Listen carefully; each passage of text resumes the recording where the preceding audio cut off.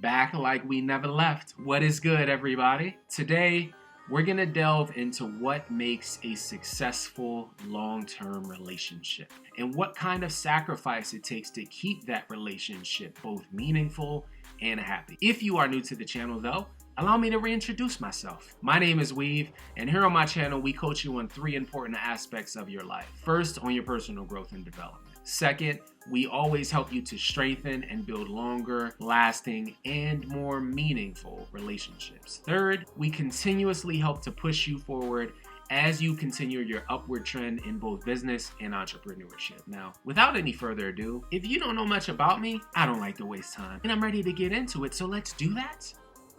There's a quote that I saw recently that stated, "A successful relationship requires falling in love multiple times over and over again, but always with the same person." And to me, I'm not sure how accurate that quote is. See, because love is more than complicated, right? It's frustrating. It can be contentious. It can be loving. It can be boring. It can be exciting. See, a relationship sometimes is just, well, a relationship. And what do I mean by that? Well, there are some coaches who might BS you and tell you that you need to buy a woman flowers, or you need to give your man a back massage, or you need to start dating all over again. And the reality is, that sounds really nice, but there's no substance behind that. That would just be me telling you to just go figure it out yourself. So what actually can you do to help your relationship? How can you become more understanding and build a long-lasting and meaningful relationship? Well, the first thing that I would advise you to do is to stop trying so hard. Sound confusing? Let me explain. Do you want to know why you need to stop trying so hard? Because to people who are always working on their relationship or fixing their love or rekindling their spark, that's just a temporary fix. See, repairing a relationship or building a successful relationship starts with your ability to be an individual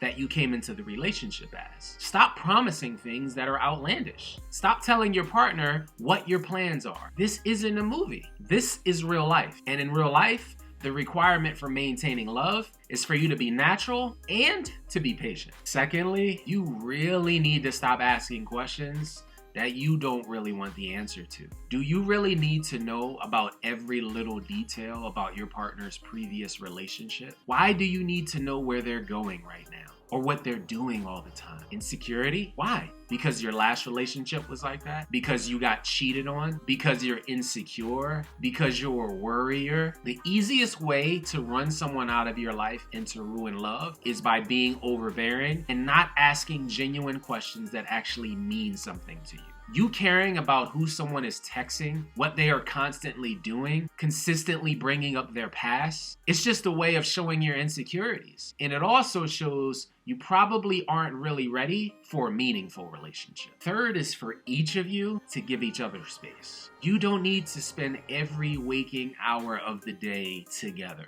You each should have your own hobbies. You each should have your own ideas on business or entrepreneurship. You each should have your own individual goals. And that isn't to say that you guys won't have those things together as a couple, but to properly love someone, you need passions outside of your relationship. When your relationship becomes your entire world and your complete reason for being, you've left a large void in the most important part of your life, your self-improvement and bettering of you. People focus so much on what they can do to make their partner better without realizing that making yourself better, improving your money, improving your health, improving your business is the way to improve your relationship. Remember, you always come first. Lastly is for you to embrace your love by embracing the conflicts that the two of you go through. As we develop our relationships, most people look at disagreements or issues that come up as negative, and that's pretty natural in the moment. But my question to you would be, can you build off of those conflicts? Can you embrace them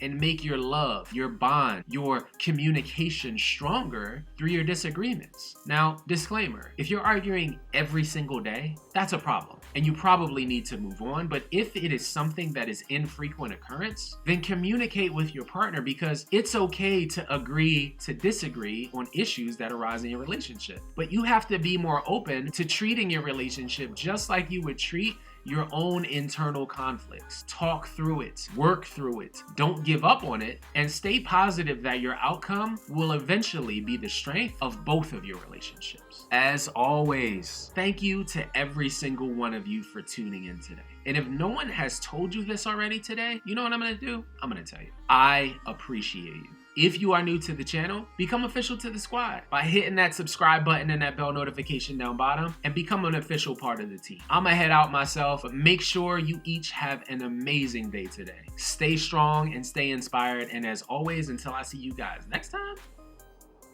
peace.